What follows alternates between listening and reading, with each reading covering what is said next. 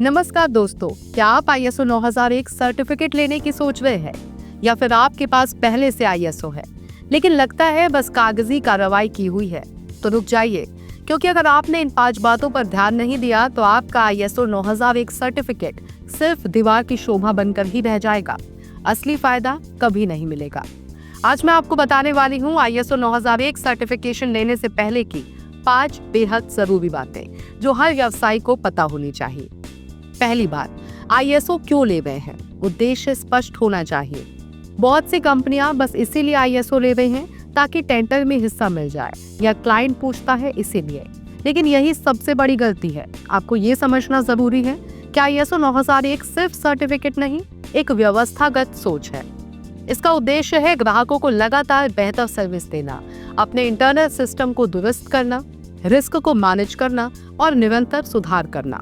अगर आप सिर्फ मार्केटिंग या दिखावे के लिए ISO ले रहे हैं तो यह आपके लिए नहीं है। पहले स्पष्ट करें कि आप सुधार चाहते हैं या सिर्फ सर्टिफिकेट।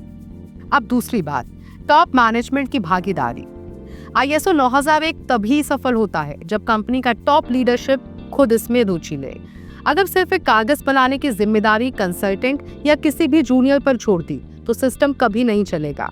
इस स्टैंडर्ड में सबसे बड़ा रोल होता है विजन सेट करना, क्वालिटी पॉलिसी को लीड करना और रिसोर्सेस उपलब्ध कराना।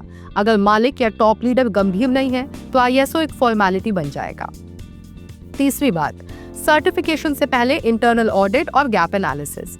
सिर्फ सर्टिफिकेशन बॉडी बुलाना और ऑडिट करवा लेना ISO नहीं होता। पहला स्टेप होता है गैप एनालिसिस, मतलब अभी आपकी कंपनी कहाँ है और ISO 9001 के मानकों में कहाँ कमी है। इसके बाद होता है इंटरनल ऑडिट, जिसमें आपके ही लोग या कंसल्टेंट ये जांचते हैं कि डॉक्यूमेंटेशन और रियलिटी में कितना अंतर है। अगर ये नहीं हुआ तो सर्टिफिकेशन एक झूठा तमाशा बनकर रह जाएगा। चौथी बात, केवल डॉक्यूमेंट्स नहीं, सिस्टम बनाइए।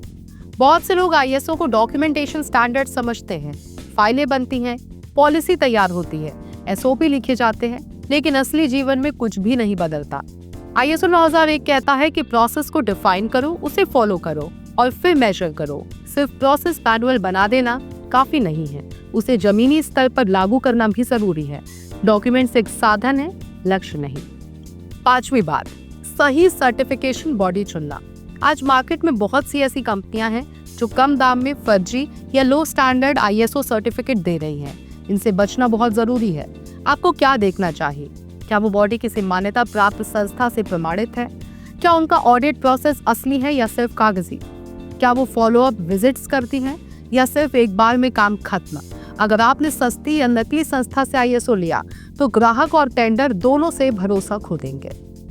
कहते हैं कि तैयारी सही तो सर्टिफिकेट मूल्यवान।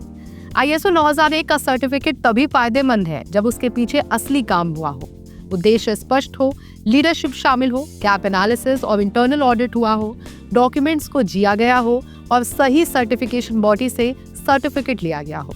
तभी आपका ISO 9001 आपकी कंपनी की पहचान और ब्रांड वैल्यू बनेगा।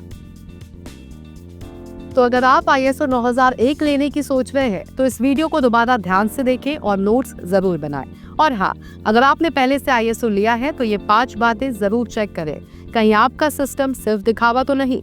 वीडियो अच्छा लगा हो तो लाइक करें, कमेंट करें, ISO का असली रूप समझा और सब्सक्राइब करें TNV अकेडमी को, जहां आपको मिलती है असली, जमीनी और उपयोगी ISO ज्ञान।